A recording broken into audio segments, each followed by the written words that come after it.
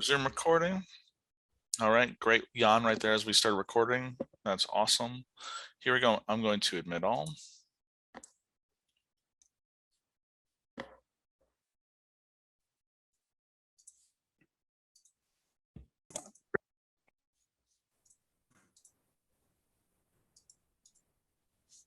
Welcome in, everyone. We'll get started momentarily.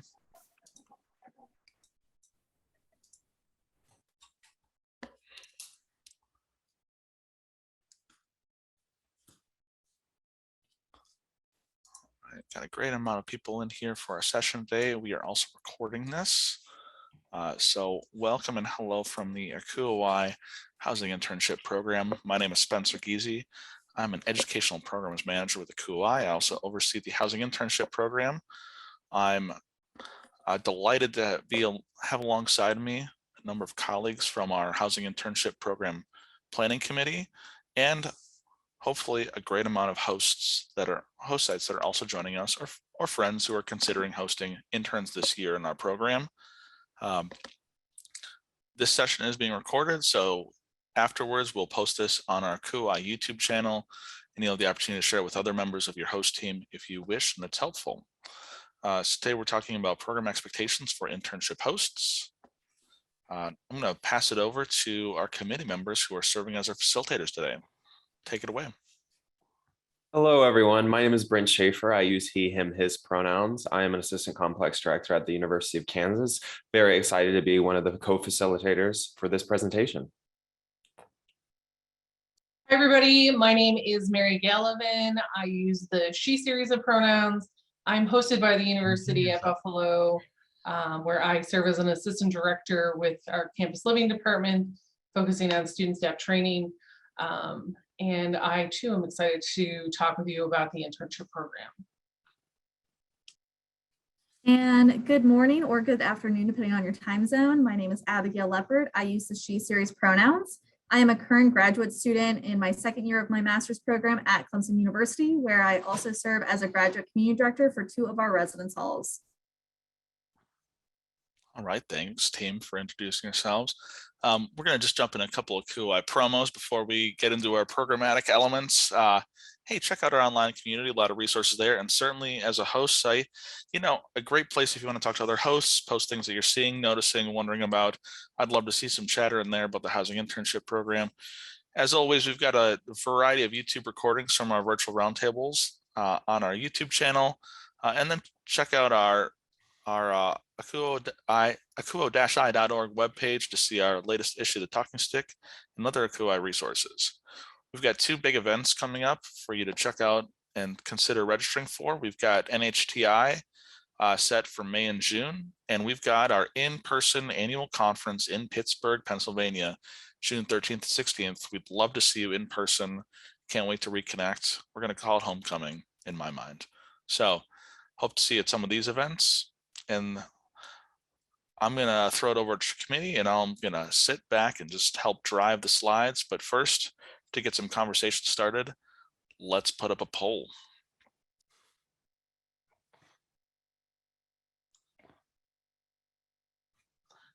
Yeah, and so if you could just take a few seconds to answer both of these questions, that would be helpful for us, just so we can get a gauge of who is in our space today.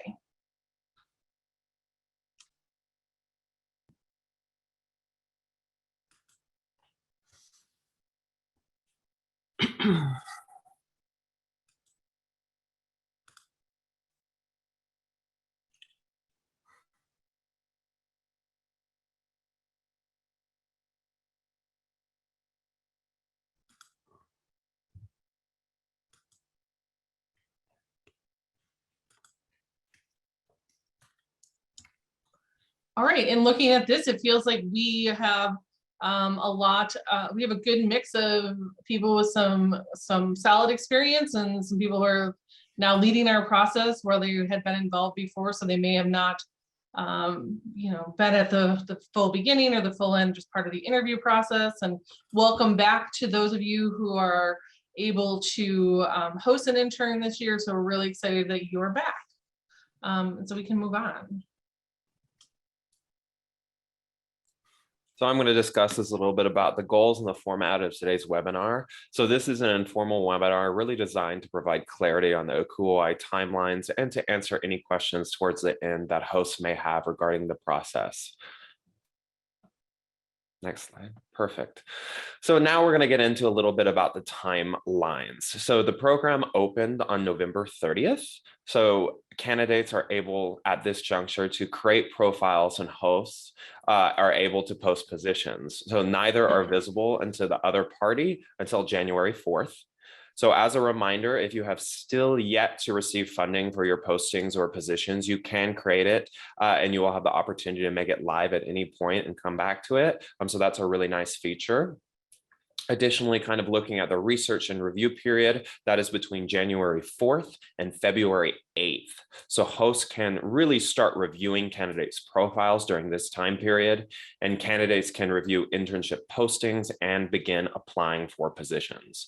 However, neither party can communicate with one another within this time frame. Postings can continue to be posted and edited.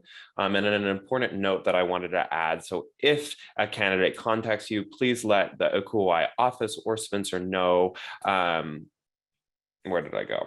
And let the candidate know that until the review period ends, then once that review period ends, you are able to answer any job specific questions related to the position.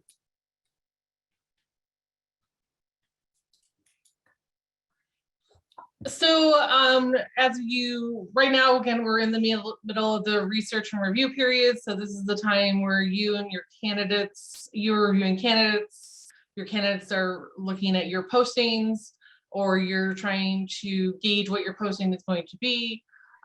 Starting on February 8th, that is when you are able to start contacting and messaging candidates to set up, what's the word? Interviews. That is the word, sorry. It's kind of, it's Friday. So to start scheduling interviews that will take place after February 15th. So the job applications will become visible to hosts. You can start recruiting all of those people, and you can start scheduling those interviews. Once again, we ask that you please not schedule any interviews until after February 15th. We do try to be very set. We are very set in our process, as we really want it to be an even playing field for all of our candidates, for all of our schools, and so that there aren't people jumping ahead trying to contact people ahead of time. Starting on February 15th, so that gives you a little bit over a full week to really start scheduling all those interviews. You can begin to interview your candidates.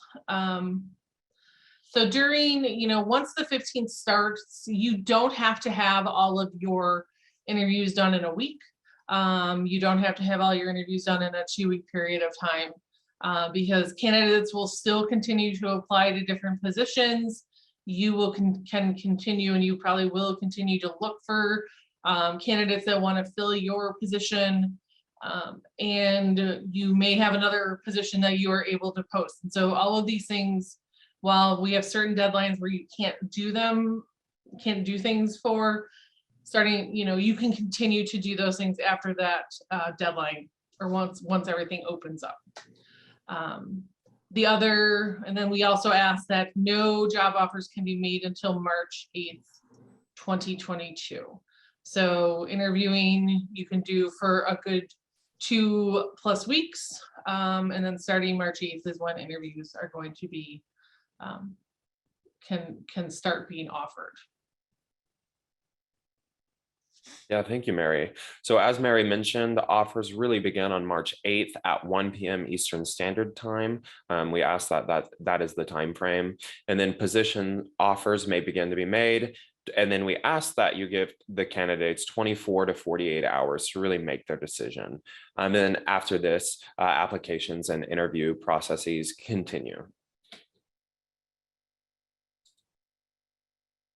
I think before we go on to the next part, which is we are going to talk a little bit about the portal itself, do people have questions about the dates and the timeline that we've gone over at this point in time? And a couple, as you consider what questions you might have for the process right now, a couple items I'd add in about the offers.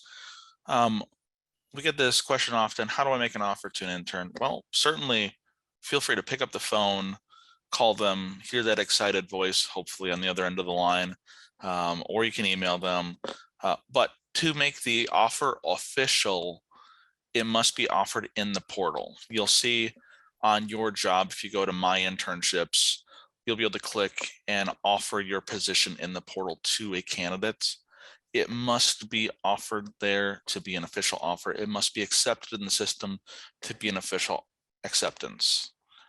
There's no binding a candidate or an intern to a position if it is not officially accepted in the portal. And that's for your benefit and for their benefit. And we will not recognize it as an ACUHO-I housing internship if it is not accepted in the portal. Just laying that out there as clear as I can. So questions, if you've got them, feel free to, you can unmute and say hello, or you can throw those in the chat if you've got timeline questions right now. Spencer, Stephen Kors here, Associate Dean from Curtis Institute. Hi, Stephen. Hi. A question about your comment that you just said.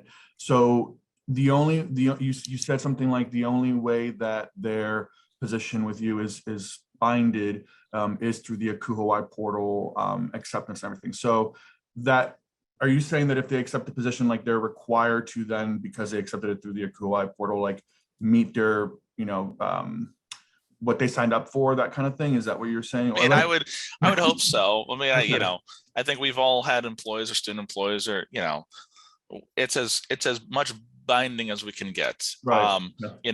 We've had, honestly, it's more to protect the intern than it is necessarily the host site in that regard.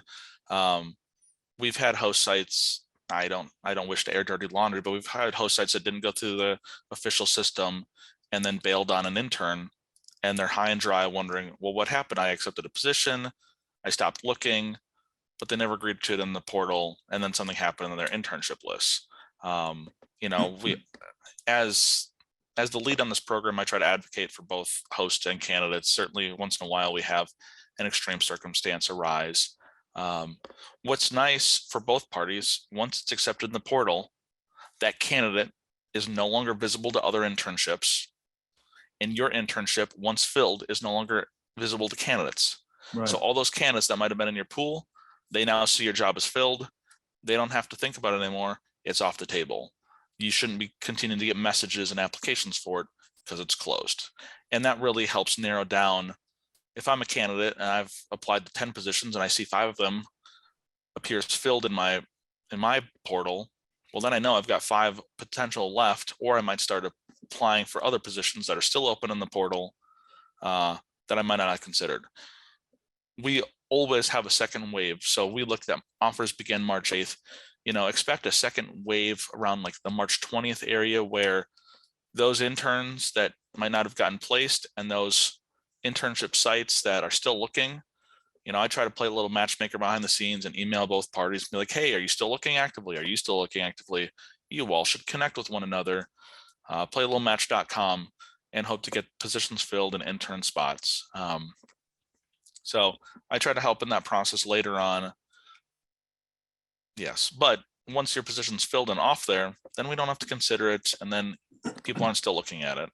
But yeah, I mean, I can't guarantee, I do my best to guarantee they're going to show up on your campus, and I hope that you select them and you have great communication with them and they follow through and their word is their bond and they show up. We'll do our best we can.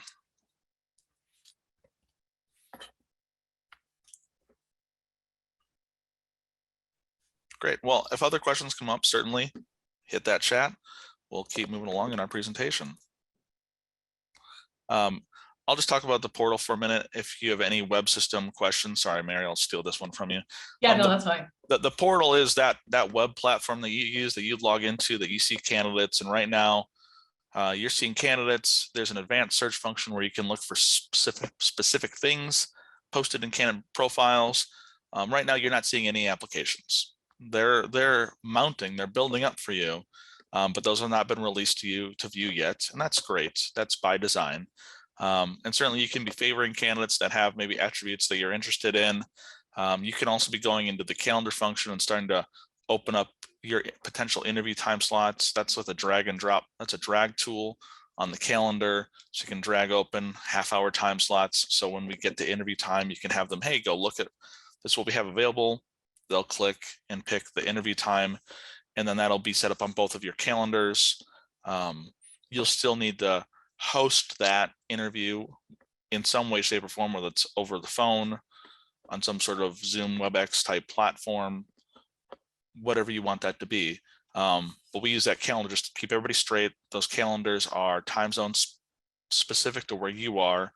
So if you've got a candidate time zones away, it will transition the calendar to look like it's where they're at and where you're at. It'll all work out, I assure you. But those are some of the things you can do now. You've got the star function is where you can favorite candidates. If you favorite a candidate and they favorite you, it will be revealed as a double match, which is really fun. Those are a lot of warm fuzzies there. There's a people icon where you can hit that and add other folks from your school to be a contact or manager of the position. If they're a manager of the position, they can see everything. If they're contact, basically they can serve on the interview team. If you're having a staff member that's not showing up on that drop down as you try to add people to your team, you're like, Spencer, where are these people? That means their ACUHO-I profile either is not created or is out of date.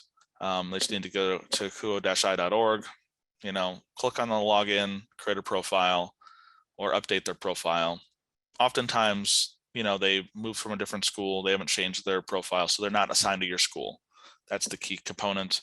Certainly, purple chat box, lower right-hand corner of any ACUHO-I page, that is a direct message to me. So if you want to slide in my DMs and ask for help, click that. Always happy to help there. Saves an email and a phone call, and I can get anybody assigned to your team or update their ACUHO-I profile, etc. Once we get to the viewable application timeline, in just about looks like 3 weeks, all those applications that have been submitted will all of a sudden show up to you. You can start to review them, and as you review an application, there'll be a button that says schedule interview. You can schedule that interview or offer interview to a person, and that will show up on their platform on their end. Oh my gosh, with the questions time, that's terrible. I hope there's a lot of great questions. Actually, Spencer, can we go back one? Yeah. Oh no. Yes. Let me use the back button. Thanks. I wanted to talk just briefly about prepping for your interns and bringing them to campus. And that's after the really, you've made your match, you've accepted them, you've accepted that candidate, they've accepted. It's very exciting. That happens in March, and then we all know that things get very busy for all of us into April, after March, after spring breaks. We're getting ready to close our buildings. Things, are happening on our campuses. But the one thing that is to really kind of put in the forefront of your brain is, hey, we still are going to be having interns coming with us and to visit us this summer. And so we really do ask that at some point in time, you try to make contact with your interns at least twice during the period from which you have made the offer and accepted the offer to when they are going to start on your campus. And those things can be emails, setting, or phone calls, or Zoom chats with, if you have more than one intern, you could set up a chat for all of your interns, just so that our interns who, when they are hired, they know that they are really going to be going to this internship. I know that I've had conversations with people on my campus, and maybe you've had on your campus, of, I got my offer and it's May 5th and I haven't heard from them, the school that I'm going to. I hope I'm still going. So just to kind of ease the mind of the person who's going to be coming to your campus. So really like either having this internship supervisor speak to that person, or having the person who did the coordination or HR or whatever it is.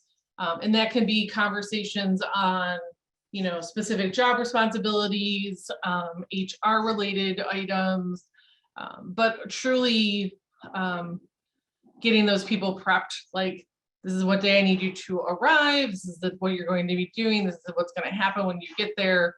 And then making sure that they are aware of, you know, what is their living arrangement going to be when they are on campus with you. And then the other possibility that you may need to prep on your own end, depending on where you are in the country, what your university stance is concerning with COVID-19, and if there's a possibility that there may be changes because of different variants that become, you know, there's outbreaks of different variants. I was trying to think of good words, but that's all I can come up with. Sorry. Like, you know, if you end up not having to, you know, have your internship on campus, but you've made a commitment to this person, what can you provide this person as an intern on your campus? So you may have hired somebody for summer conferences. A lot of your conferences have canceled. You can still bring that person to your campus and utilize that person for other training purposes, or utilize them to do research or create research projects or whatever that may be within your department. But if you need to have that backup plan, that you've figured out that backup plan before that person comes to campus, so they aren't, you know, you're not kind of figuring out day to day what that may look like. So now we're going to go on to questions if people have them. Hi, Mary. I guess along those lines, since you brought up the whole COVID thing, how is there some sort of communication coming from ACUHO-I around this, or should we be very upfront about it with us regarding the vaccine? So here, everybody's required to have the vaccine. Student, staff, faculty, it's a city mandate. And yeah, that wouldn't be an option. Additionally, you can't really eat or go anywhere here without a vaccine card because we're in a big city. So I'm wondering, for folks who maybe don't come from big cities where that's pretty commonplace now, you know, is that something that we should communicate and make it very kind of prevalent on our position description? You are required to be fully vaccinated by the time you move in, or is it something, are we allowed to do that, or is it something that we should mention in the interview process? I know that I would say that if it is a requirement for all of your staff to have that, and if you are advertising any position that they have to have it, then that would absolutely go into a position description. And it would absolutely happen in an interview as well, saying that this is a requirement. If you don't have this, by the time you come to us, you'll have to have it. If you don't have it, then you won't be coming to us. And, you know, if there's on my campus, we have a secure way of uploading our vaccine cards. Like, is there a way that is done so that your interns can do it, so that their information is held in confidentiality, is confidential. There we go, kept confidential. But that they can let you know that this person has let them know those things. But also that, hey, you really need to have this with you if you do want to go to Panera. Like, you can't just walk into a Panera without, like, you know, with the mask on. You have to show proof of vaccination. Because there are some, like where I live, I don't need to show proof of vaccination if I'm walking into Panera, but if I went to a concert, I have to show proof of vaccination. Right. So, and it is different everywhere we go, but those should absolutely be in job descriptions, I think. Thank you. I have a question in general for numbers of candidates. So I might be reading the website wrong, first time navigating it on my side. It looks like there's 165 candidates, but 180 host sites. And so that number seems like it's going to be a lot more host positions than actual candidates that we have, but I'm assuming that we are still collecting a lot of candidates, and candidates I know are going to be in the very last second before things open, putting their applications in.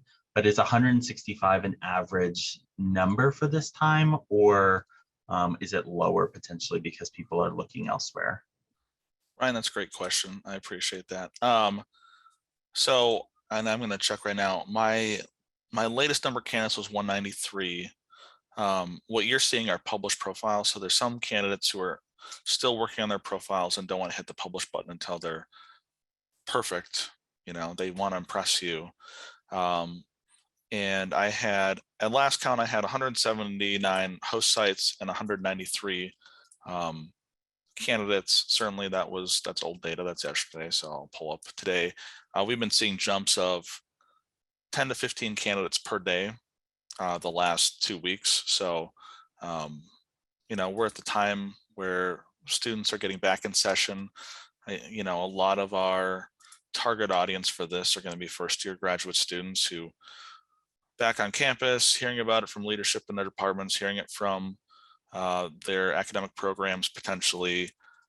So, and again, the gateway to the internship program is really through you. We, ACUHO-I, we, the committee, we don't have like a direct phone line to the candidates that we're looking for in the program.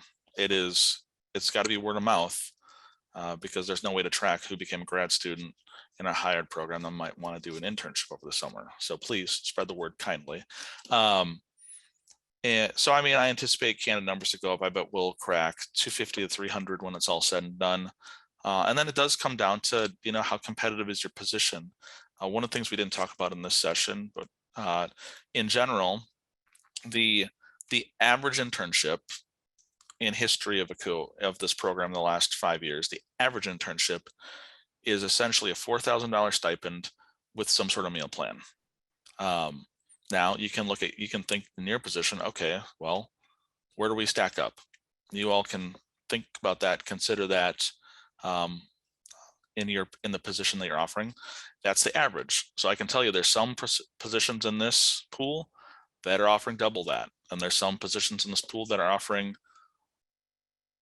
small percentages of that. So really it's kind of where you fall, and it's going to be a competitive internship market this year as you seek interns. Have a great position that is attractive, that, you know, compensates an intern fair to well, you'll do fine. You'll do well. You know, if it is a position that looks like you're looking for low cost labor and not a really, you know, holistic, I learned a ton about higher ed experience, you may struggle. So it will come down to what you can promote for yourself. Certainly once communication opens up, I'd encourage host sites to reach out to candidates and say, hey, we saw your profile, we're interested in you. I think that is a culture that could really stand a change in this program. Oftentimes it's been host sites that just kind of sit back and like, well, accept what comes our way. And I'd say go be active in the process and go look up candidates and flatter them, wow them, recruit them. You know, you want good people. From my recruiter mindset, I'd say, yeah, go get them. Go tell them how great this position could be for them. You hope they consider it.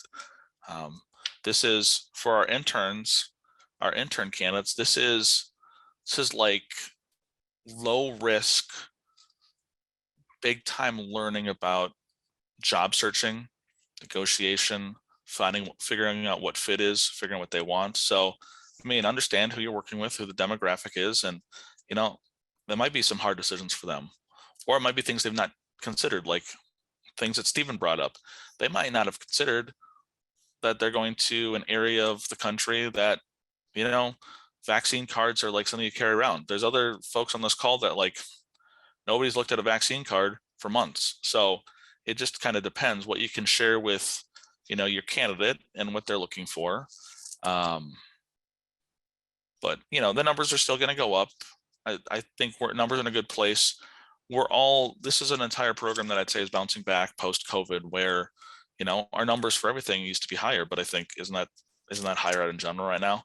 I'm very happy with the number of interns that we've had register and want to be part of it this year, especially as we've seen kind of a recession in numbers in higher ed, that we still have a lot of folks that have said, hey, I want to be part of this program. I'm interested in higher ed. I want to make this a career. That's awesome. Like this is the future of the profession. What a great opportunity to work with them, connect with them, leave a good impression for them, make a good impression for yourselves. I would love to hop in just real quick, not to sound like a broken record, but to reiterate everything that Spencer just shared from a graduate student perspective who went through the ACUHO-I candidacy process last summer and went through the portal, is that when I was a first year, all the second years of my program who had previously gone through ACUHO-I or a similar internship process, their entire experience was higher numbers, but then most of their internships got canceled because of COVID-19. And so there was just no precedent times. And there's a smaller pool of candidates who can have gone through the experience last year and then can share and recruit for their summers for future students this year. But they are still interested. They are still bouncing back. I have fellow graduate students asking me about summer plans, but I do reiterate that with Spencer, recruit, reach out, ask, talk about your school, say, have you considered this? The few schools that did, it opened my eyes and it had me explore new areas that I hadn't previously considered last year. And then ask their concerns. I think a lot of people will still, now with Omicron, will have some questions about a hybrid approach or anything like that. If you can have some answers prepared as you might start that outreach or incorporate something into your position description that you will have an internship no matter what, can do a lot to really set you apart. And I'll add on to that as we kind of talk about hybrid options. Right now, we altered this process to allow for remote internships. Last year was our first full year of doing that. We pivoted real hard in 2020 to offer some of those virtual opportunities, and now it's something we advertise. Like, hey, host sites, you can have a remote position. That is something that candidates can search for. If you click that it's a remote position, they can search for that. And I would have to nearly be certain there will be candidates in the pool that are searching for that remote work as opposed to travel and be on a campus. And just be mindful of, what could that experience look like on your campus? I feel like I'm confident that in-person internships that are scheduled as in-person are going to be able to happen as in-person. We're going to be there. I think if I've seen, where hired has gone in terms of we're going to push through this and take some precautions, but keep going and keep being in person and keep people on campus. I feel confident that we're going to be able to retain internships that are scheduled to be in person as in person. So take heart. We will get through this, especially this wave that we're in right now. But be confident, and they're going to be able to have interns, and interns also are aware of what they're signing up for in that regard. I have a follow-up question, if I may. So sorry. So Spencer, you talked about having a competitive process and making sure that our positions are competitive, and you shared an average number. And that literally was a discussion that UT Austin had this morning with our HR department. Was our number hasn't changed in some time, and so we're looking at changing our offering and our number, but they're looking for data. Is there a way for us as a host site to be able to see what others are offering and it be in a clear way, so we can see like kind of where we stack up, so that we can advocate for, giving more to our candidates? That is an excellent question. Let me take a look for a moment, because I think, all right. So one item we offer, if you are on, I'll put this in the chat. Now, this is not the end all be all. This is not where numbers were averaged from. So I'm going to be mindful of that right now. But on our ACUHO-I website, and I just sent a link in the chat, we have a number of position descriptions. The reason we put up position descriptions is we tried to identify schools that had said, yes, you can share a position description. And we tried to offer a variety of positions so you could consider, oh, what could we offer as an internship on our campus? Some of these are certainly going to have, you know, salaries and compensation levels, et cetera. So I would say start there, see if there's some comparable items there. If you contacted me directly and you're like, hey, actually, this is our position, are there any others out there? One of the questions that we ask every host is, can we share your position description? So if you came to me personally, you're like, hey, I'm looking for people who are hall directors, you know, as an internship. Okay, I could go in our system, I could look up who said they are willing to share their internship posting, who's got that position, and I could get you a few to help as a comparable. You know, that is an extra step I'd be willing to take just to help be an advocate for interns. But in terms of data, I have downloaded the data of our internships as a whole and isolated the compensation and, you know, voided out everything else. I'm just looking at the compensation data to make the averages and data that I've shared with y'all. So I'm not as keen on sharing that globally, but certainly if it was something that was going to help interns, we could talk about it. And there's something I could potentially provide redacted, that could assist in that. Thank you so much. Yeah. Spencer, I guess if I can add, maybe Ryan, I was in your same boat a couple of years ago when I first started at this institution and wanting to advocate to have a bigger amount of a larger amount of compensation for our ACUHO-I interns.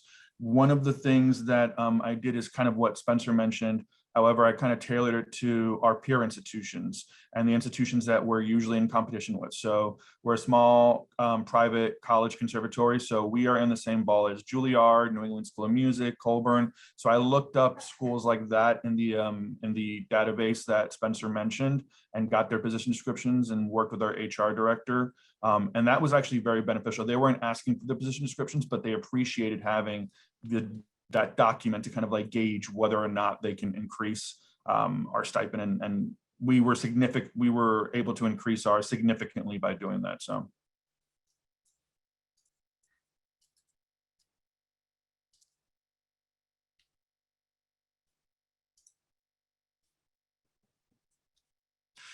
Spencer, I have a question maybe the group can help out with.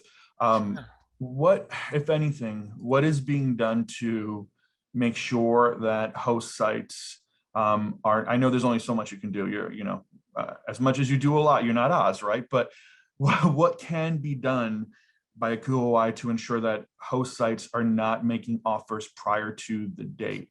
That was something that I ran into, I think it was 2019, or I can't remember the year, but two folks that we made offers to had, in the same day that offers went out, already accepted an offer a couple hours prior, which sounded funky, that they had accepted it before offers even went out.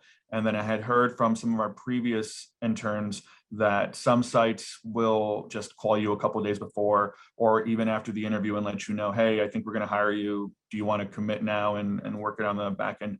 What can be done or what is being done to kind of prevent that? Because if we're trying to like go by the guidelines, it makes it hard for those of us that are. No, go by the guidelines, because you'll be restricted from being an intern host site in the future if you're found to be offering early. That's just clear cuts.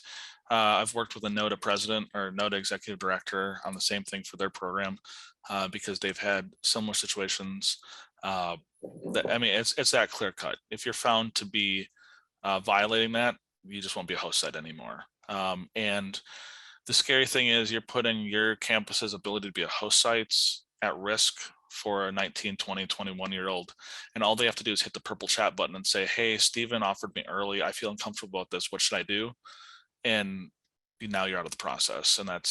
And frankly, you've got a black eye on your institution because of a choice you made. So I would hope that a little bit of peer pressure and certainly communication ability with the ACUHO-I would prevent that.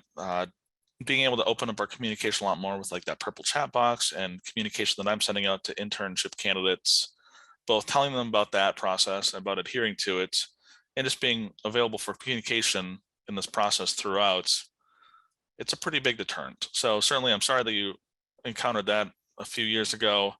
I hope that that is a case that is far few between and entirely non-existent moving forward, but it will be dealt with harshly. There's not a lot of latitude for someone who breaks the policies of a program that's not just ACUHO-I. Like, these are ACUHO-I housing internship programs. Yes, we work collaboratively with NODA to make sure that all of our timelines are the same, so interns across the board are not feeling pressured to accept a position because they're not going to have something, or because some adult pressured them like that. What a terrible experience in higher ed to start out, of encountering an unethical job search process for an internship that's 2 to 3 months just because someone really wants a top candidate. It's not worth it. So that's as strong of a statement as I can provide on this lovely Zoom webinar that I'm sure we'll put up on YouTube, and I can't wait for all the world to hear it. But let it be known, don't offer early. You'll lose your ability to host interns in the future. Thank you.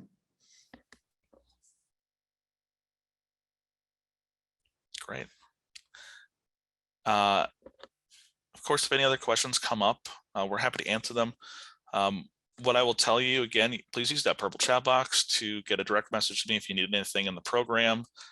You'll continue to get correspondence from all of the ACUHO-I Housing Internship Program time to time, keep you up to date, new things, etc.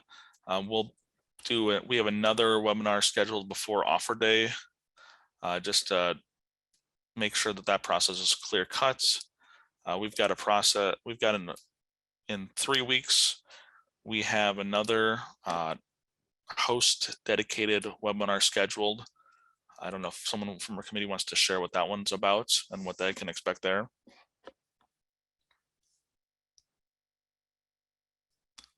Yeah, I can. Oh, Thanks, go ahead. I'd be like, hold please, I gotta look it up. Oh.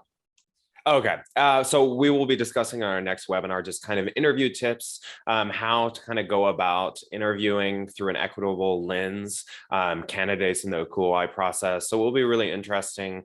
We hope to really be prepared and answer any questions that you may have just regarding specific interview skills, interview tips, how to make the candidates feel comfortable and build that rapport in those sessions. So we're going to put a lot of work into that, and we highly encourage you to show up to that as well. Excellent. And I'm going to close off our recording, and then I know our committee members are just going to sit back and stay here as you all can decide to exit the Zoom room. So if anyone's got questions they don't want to ask on camera, that's fine. But thank you all for joining us. This will be a YouTube recording on the ACUHO-I YouTube page. Thanks so much for being a part of this session. We hope to see you at future ones, and reach out if you've got any questions.